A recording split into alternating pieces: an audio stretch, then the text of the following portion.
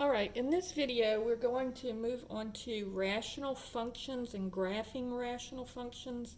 And in this video, we're going to talk about graphing rational functions using transformations. And we've looked at this a little bit. We're going to go into a little more detail about how we're shifting the functions and that sort of thing.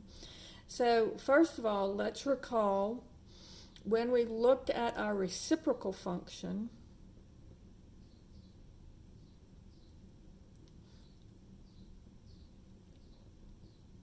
in our toolkit basic functions, we had f of x is equal to 1 over x, all right? And if you recall, this looked like a boomerang. So just a little bit of a reminder. So today, in this video, we're going to discuss these a lot, and in the next couple of videos. And if you recall, this one had what we called a horizontal asymptote.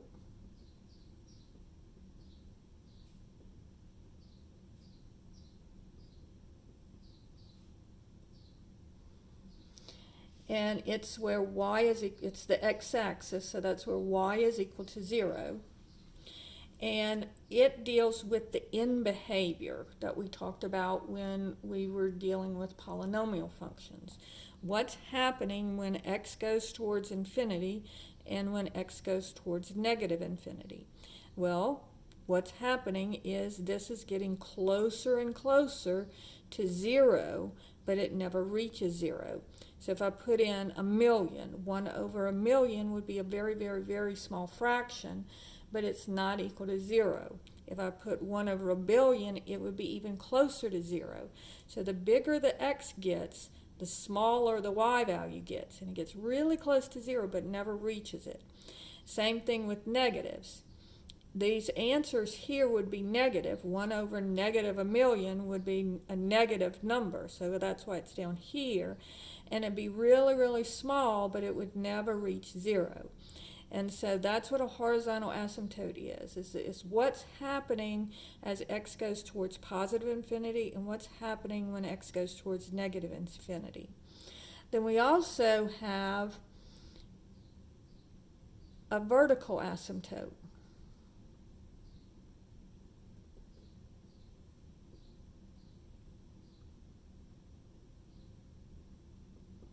And a vertical asymptote is simply where the denominator is equal to 0. It's where the function is undefined. And in this case, the denominator is x, so it's where the denominator is equal to 0. Because remember, when we're talking about domains here, the denominator cannot equal to 0. So my domain here would be from negative infinity to 0, union from 0 to infinity. Because if I let x equal 0, I would get something that's undefined. All right. Now we also talked about the reciprocal squared function.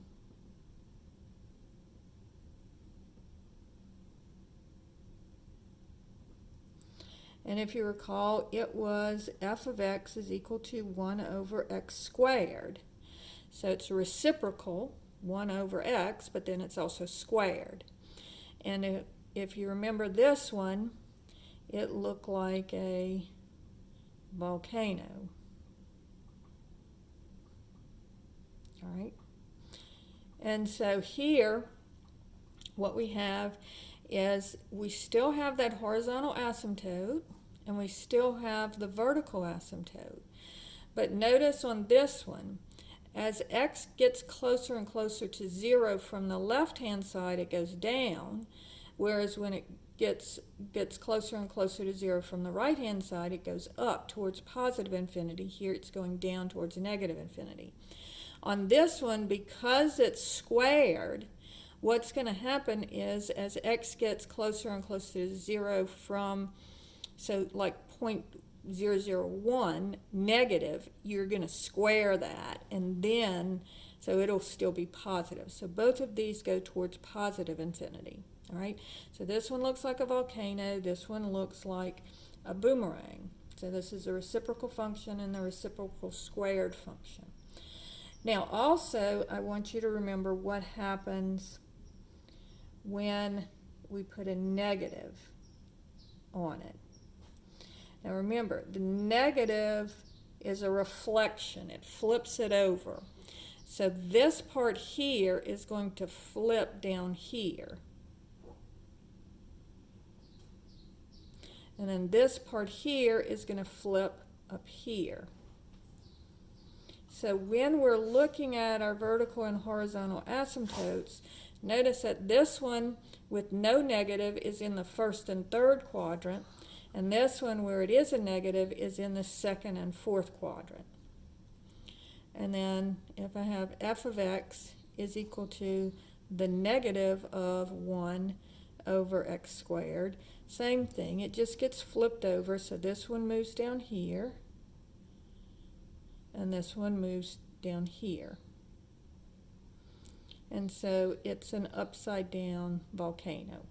All right, so just so, to remember what these functions look like. Now what we're going to do is we're going to shift them around. All right, so problem number 1 says f of x is equal to 1 over x plus 2 plus 3.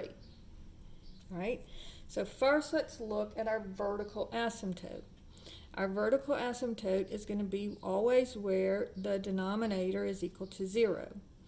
So if I have x plus 2 equals 0, subtract the 2, x is equal to negative 2. And so my vertical asymptote will be where x is negative 2. And that's always the case. How do you find your vertical asymptote?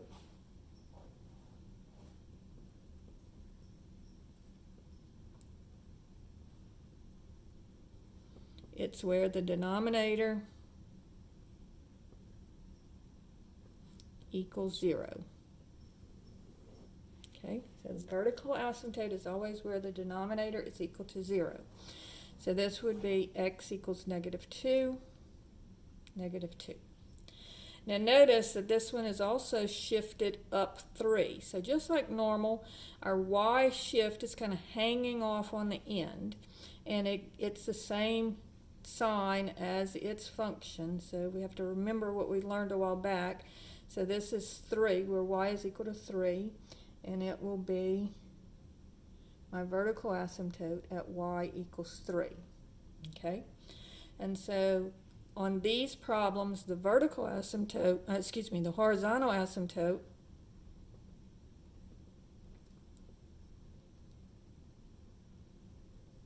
you can tell by just the shifting. Is the shift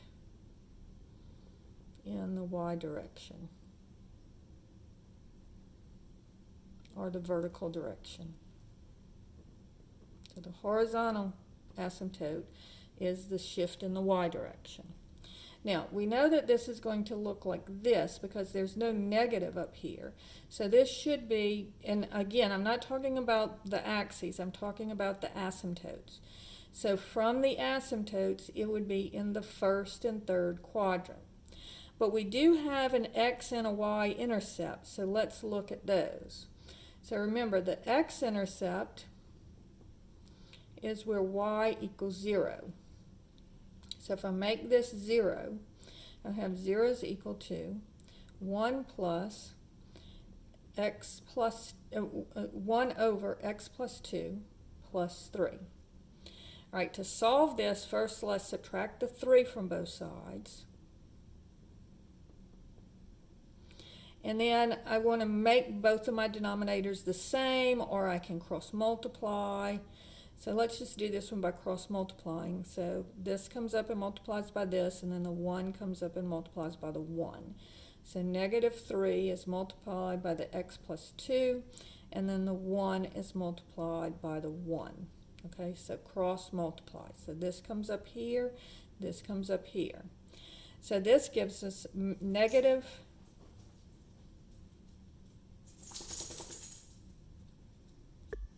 if I distribute negative 3x minus 6 equals, and 1 times 1 is 1. So to solve this, I add 6, and I get negative 3x equals 7, and divide both sides by negative 3, and I get x is equal to negative 7/3, right? So let's see what that's equal to, so I know where to put it on my graph. So negative 7 ABC 3 gives me negative 2 1/3. So here's negative 2, so if this is negative 3 here, negative 2 1/3 would be about here. So I know it's going to be up here at the asymptote, at my horizontal asymptote, and then I know it's got to come down here, and then it goes towards negative infinity.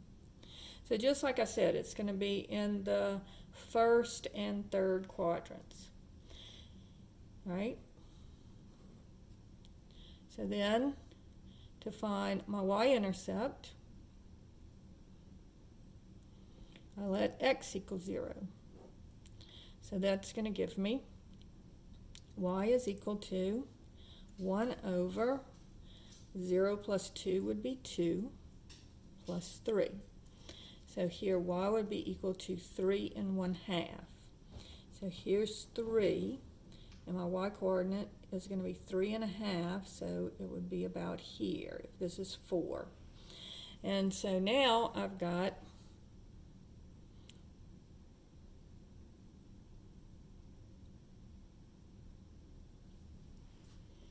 that, all right, because I know it goes towards my horizontal asymptote, and then it goes up towards my vertical asymptote. And so just like we see up here, it's in the first and third quadrants of my asymptotes, right? So now let's look at what happens if I have a negative. So problem number 2. F of x is equal to the negative 1 over x minus 1 plus 2. Okay? And so again, vertical asymptote, denominator equals 0. Okay? So that's going to be x minus 1 equals 0. Add 1 to both sides, x equals 1. So it's going to be shifted over 1. And then my horizontal asymptote, I tell by the shifting. And so this is going to be up 2.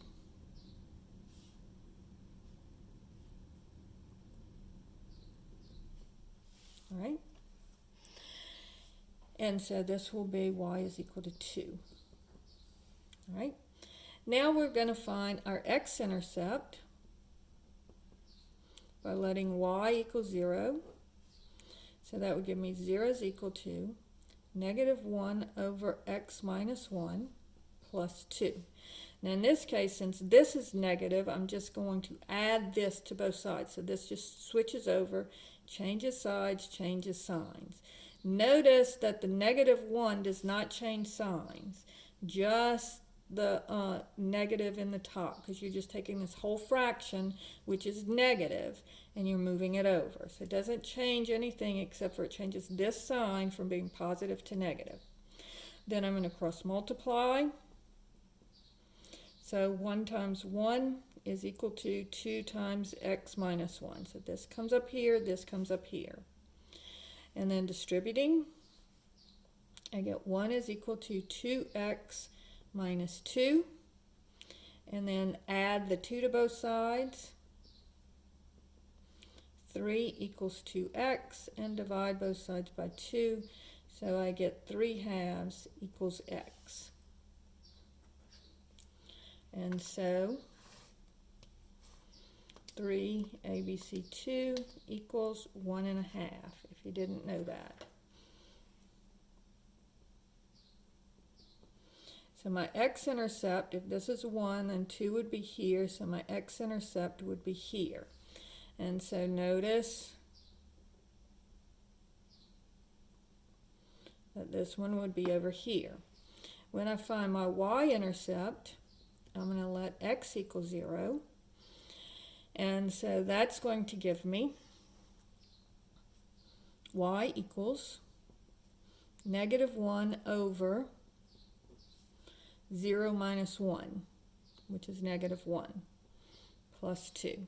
So -1 divided by -1 is 1, plus 2 equals 3. So my y-intercept is going to be here at 3. Okay, and so it's going to go down towards its horizontal asymptote and then go up towards its vertical asymptote. So just like we said, when you have a negative here, and it doesn't matter whether this is -1 or -2 or negative whatever, it doesn't matter. This is still going to be in the only thing that matters is that it's negative, all right? And that's going to be in the second and fourth quadrant of your asymptotes, all right? So let's look at problem number 3. Let's say f of x is equal to, let's make it 2 over x plus 1 squared. And let's make it minus 1. Let's make it minus 2, just to make it so that it's a little bit easier to find my vertical asymptotes. All right, so this is going to be, now again, the vertical asymptote, now notice that this one is the reciprocal squared. And so it's going to be a volcano. So I should expect it to look like this. And this number up here is positive. So it should be a right side up volcano. So same thing, vertical asymptote is where the denominator equals 0. So x plus 1, and if you want to put squared equals 0, but the first thing you're going to do is take the square root of it. So it's just going to be x plus 1 equals 0. So subtract the 1, x equals -1. So it's going to be here at -1. Oh, not point, vertical asymptote. There's no point here, it's just a line. Then my horizontal asymptote will be where it's shifted. So it's going to go down 2.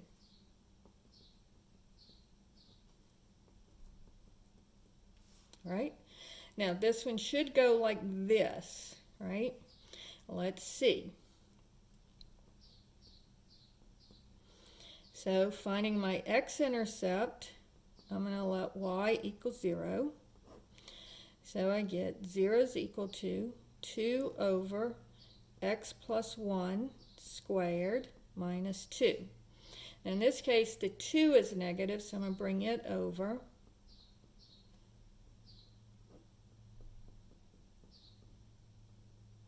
And again, this is -2 over 1, all right? So I'm going to cross multiply. When it comes over, it becomes +2. Change of sides, change of signs. So you get 2 times x plus 1 squared equals 2. Now, to do this one, the easiest way to do this, I could FOIL it out, set it equal to 0 and all that, but the easiest way to do it is the square root method. So what I'm going to do is I'm going to divide both sides by 2, and I get x plus 1 squared equals 1. So isolate that squared part. All right, now I take the square root of both sides. Don't forget plus or minus. So I get x plus 1 equals plus or minus, and the square root of 1 is 1. So if I have x plus 1 equals 1, equals +1, subtract the 1, and I get x equals 0. And if I have x plus 1 equals the -1, subtract the 1, and I get x is equal to -2.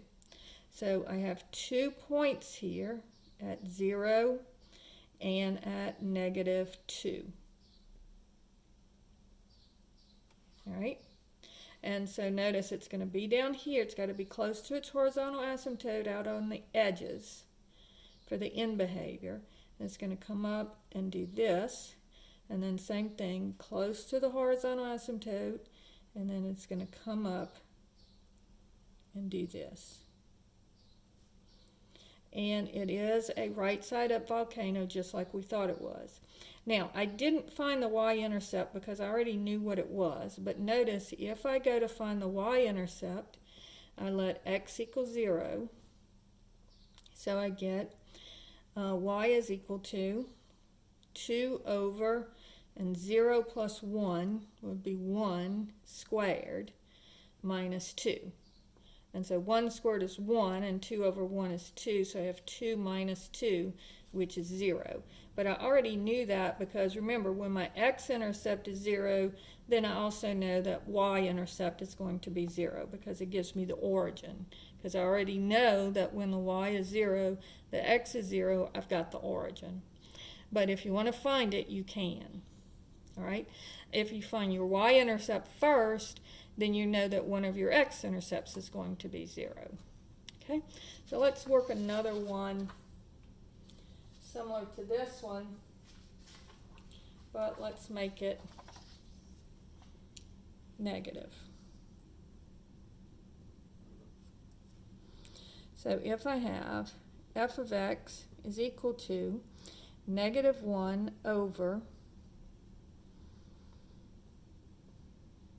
x plus 3 squared, and let's do -2. All right, so again, vertical asymptote is where the denominator equals 0. So write that down somewhere and remember it. That's the important thing to remember on these. The vertical asymptote is where the denominator equals 0. So this is going to give me x plus 3 equals 0, and remember I can ignore the square. And so that's going to subtract the 3, x is equal to -3.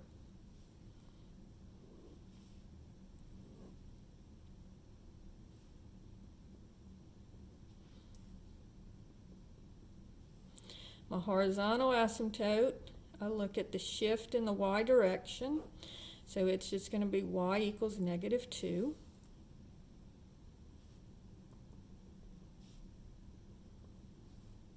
And then I look at this, I'm going to say, okay, now what is this one going to look like? Well, it's going to be a volcano, but because of this negative, so it's a volcano because it's a reciprocal squared function. But because of this negative, it's going to turn downward. Now look at this. If this is here and it's in the third and fourth quadrants of my asymptotes, is it going to hit the x-axis? And it will not, all right? Now, I can go and try and find my x-intercepts, and I'm going to show you that in a second, but you can skip this part altogether because you can see that because my horizontal asymptote is down here and it's got to go down, I know that it is not going to hit the x-axis.